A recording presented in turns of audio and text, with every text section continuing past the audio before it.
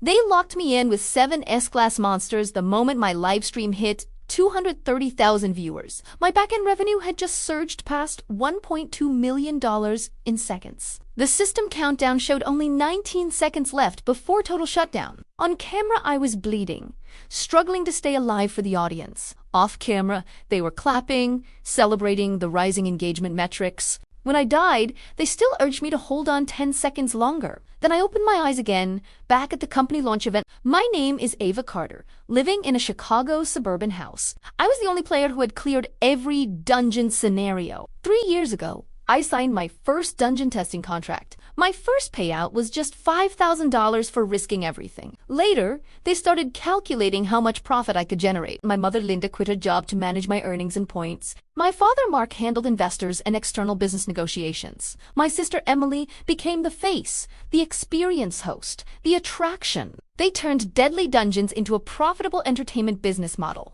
Tickets sold for $299 per participant. They branded it as a real horror experience for thrill seekers. And I was the one risking my life to keep customers alive. The first run broke 3 of my ribs inside the dungeon. By the 30th run, I permanently lost vision in my left eye. On the 999th run, everything finally collapsed. They forced me to aggro 7 bosses alone for viral content. They injected 7 enhancement drugs directly into my bloodstream. I pushed beyond human limits and died in front of their cameras. And I didn't even receive an official death report or acknowledgement. Now I'm back, standing in the same moment everything began again. "Hey sis, lend me a defense core," Emily said casually. She walked over in heels, reaching for the artifact on me. That charm cost 30,000 points and blocks 1 fatal strike. Without it, I knew I would absolutely die inside the dungeon. Linda grabbed it straight from my hand and gave it to her. Fine, this time I'll choose when and how I die. The first room inside the dungeon was a grand banquet hall. The hidden system activated instantly as the temperature dropped sharply.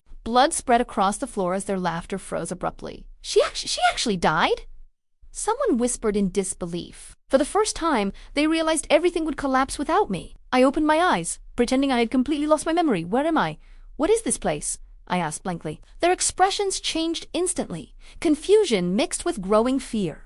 Emily sat down impatiently and cut into a piece of steak. Everyone instantly shifted sides and followed her lead instead. They even started saying rules were probably not that important. Mark smashed a steak directly into my face in anger. The rules had already been tampered with by someone inside. I looked up at Emily and saw her smiling calmly. She began redirecting monster aggro directly toward my position. I was forced to face an S-Class butcher alone. I pulled out a healing injection, trying to stop the bleeding. Emily kicked it away before I could even use it. "Hold on a little longer. I'm not done filming yet," she said. She was exploiting a loophole within the dungeon system itself. I crushed a hidden item, instantly resetting all system rules. The butcher locked onto the wrong target in the next second. Mark was split in half instantly, blood spraying everywhere. They screamed in panic. I gave no explanation and simply continued pulling aggro. They began pushing each other forward to block fatal attacks. I stood aside, watching everything unfold in silence. In the final stage, Emily brought 500,000 points. She approached the dungeon boss claiming she wanted cooperation. She even forced Linda to die for the last 200 points. Linda obeyed, crashing herself into a tree without hesitation. System notification. Points successfully transferred and added. Emily smiled, transferring all 500,000 points to the boss. The boss accepted them, then slowly looked down at her. "Who exactly are you?" it asked in a cold tone. In the next second, her hand was severed instantly. She finally realized she was never a partner at all. She was simply another piece of disposable food. The boss grew stronger rapidly as the dungeon collapsed. The system issued a final liquidation warning across the entire space. Violation count reached 999 total occurrences. Forced elimination protocol activated immediately without delay. Emily crawled desperately toward it, believing she had won. They were the victims she had sacrificed throughout the runs. No one responded. No one came to save her this time.